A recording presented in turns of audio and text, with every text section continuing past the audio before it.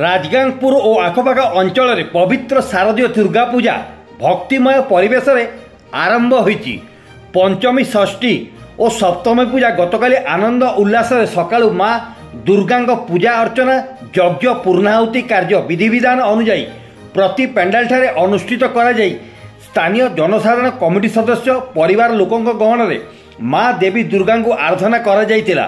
सकाळु श्रद्धालु माँ दुर्गा निकट में भोग लालचूड़ी अलता सिंदूर पानगुआ नुआ धान लाल मंदार पद्मफूल दे पूजा अर्चना करने सह दर्शन करी जगतर मंगल पाई कामना करथिले।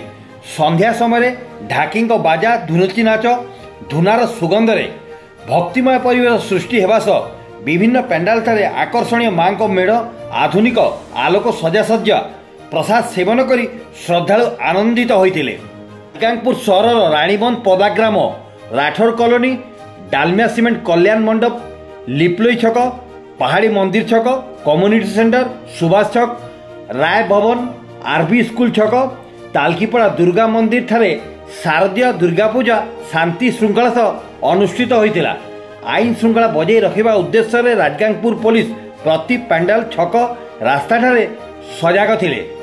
सुंदरगढ़ जिला राजगांगपुर देवव्रत मित्र रिपोर्ट क्रांति ओडिशा।